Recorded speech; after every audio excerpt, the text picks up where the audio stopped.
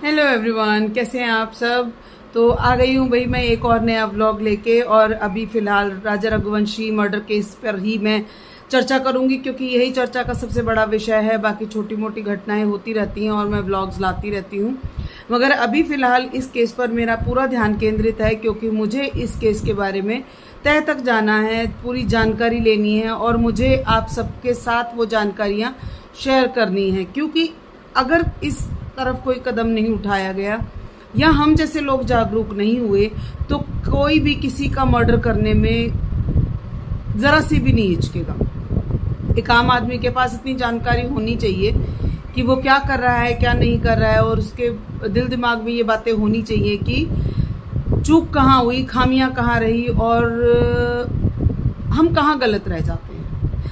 हादसे हो जाते हैं, घटनाएं हो जाती है, दिन निकल जाता है, रात हो जाती है, सब कुछ चलता रहता है, मगर एक ज़िंदगी बुझ जाती है, एक ज़िंदगी ख़त्म हो जाती है। उस ज़िंदगी को दोबारा वापस नहीं लाया जा सकता, बट टाइम रहते उस ज़िंदगी को बचाया ज़रूर जा सकता है, जो कि मैं हर बार यही कहने की कोशिश करती हूँ कि थोड़ी सी सतर्कता हर चीज़ का बचाव है। तो बचाव ही सबसे पहली प्रिकॉशन हमारी ज़िंदगी में होनी चाहिए, और हमारी ज़िंदगी भी इस तरह की होनी चाहिए कि हम किसी चीज़ को बचाव के पक्ष में रहें। जब कोई क्राइम होता है, जब कोई अपराध होता है, तो अपराधी के दिमाग में सबसे पहली बात ये रहती है कि अपराधी सोचता है कि मैं कभी पकड़ा नहीं जाऊंगा, जो सबसे बड़ा मिथ है, जो सबसे बड़ा झूठ है। क्योंकि कानून हर उस पहलू पर जाकर छानबीन करता है जहाँ से क्रिमिनल माइंड ने वो स्टार्टिंग करी थी। तो सोनम रघुवंशी की स्टार्टिंग यहाँ से हुई थी कि उसकी शादी की जा रही थी महज 24 साल की उम्र में। वो कुछ करना चाहती थी, कुछ बनना चाहती थी, और अपने पापा का बिजनेस उसने ज्वाइन कर रखा था। वहीं रहने वाले एक लड़के राज कुशवाहा के साथ उसका कुछ ऐसा संबंध बना कि जिसकी वजह से उसको शादी करना मंजूर नहीं रहा। ऐसा नहीं है कि शायद उसका कोई गलत संबंध हो, और हो भी सकता है कि उसका कोई गलत संबंध हो, वरना प्राइम सस्पेक्ट के नाम पे राज कुशवाहा क्यों पकड़ा जाता है। और जो चैट और जो फोन रिकॉर्डिंग आई है सामने, उनसे यही पता लग रहा है कि राज कुशवाहा के साथ घंटों की बातचीत इसी बात के बारे में होती थी कि किसी तरीके से इस कांटे को निकाला जाए। तो भाई मैं कई दिन से जैसे देख रही हूँ, उनके पिताजी के भी वीडियोस आ रहे हैं, उनकी माताजी के भी बहुत वीडियोस आ रहे हैं। राज कुशवाहा की माताजी की भी वीडियो आई है, जो रो रही हैं, कह रही है 3 बहनों का इकलौता भाई है, 18,000 घर में कमाई करने वाला एक इंसान था, और आज वो जेल में पड़ा है, हमारा तो कोई रोटी देने वाला भी नहीं है। बात बिल्कुल सही है उनकी, मगर उनके पीठ पीछे उनका बच्चा क्या कर रहा था, फैक्ट्री की मालकिन के साथ क्या कर रहा था, या फैक्ट्री की मालकिन ने उसको क्या झांसा दिया था, या किस चीज़ का लोभ दिया था, किस चीज़ की उसको गारंटी दी थी कि ये काम मैं कर दूंगी या ये तुम्हारी मदद कर दूंगी, कुछ भी कर दूंगी। बहुत सारे पहलू हैं जिन पे विस्तार से बात होनी चाहिए, जो कि हम करेंगे।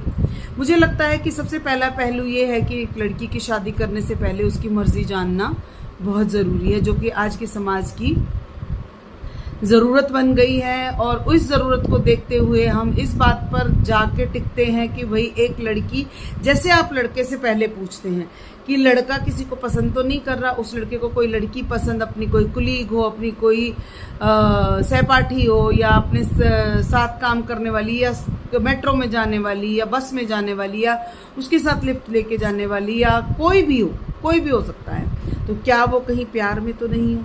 क्या वो कहीं ऐसी जगह तो नहीं है कि उसको शादी करने का मन ही नहीं है और ज़बरदस्ती उस पर थोपा जा रहा है?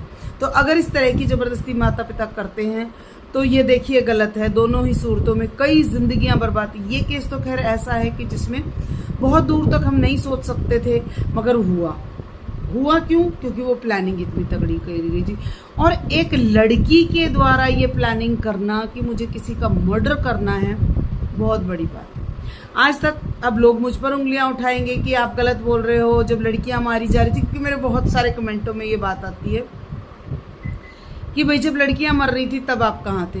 आई नो कि लड़कियां मरी हैं, और लड़कियां तो इतनी तादाद में और इतनी बुरी हालत में, और कुछ लड़कियों की तो हालत ऐसी है ना जीने में ना मरने में, ना बच्चे साथ हैं, ना माँ बाप साथ दे रहे हैं, वो अनाथ आश्रमों में पड़ी हुई हैं, या कोई गलत रास्ते पे चल पड़ी है।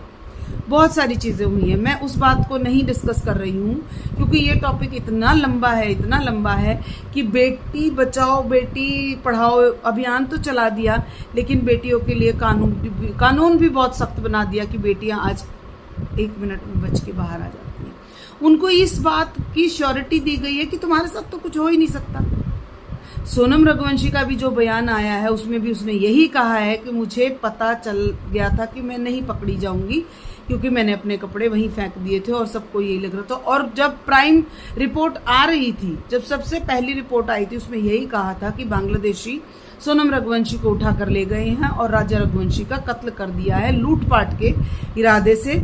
और सोनम के भी दिमाग में यही था कि राजा रघुवंशी को ये दिखाया जाए कि लूटपाट के इरादे से इस इंसान को पकड़ा गया है।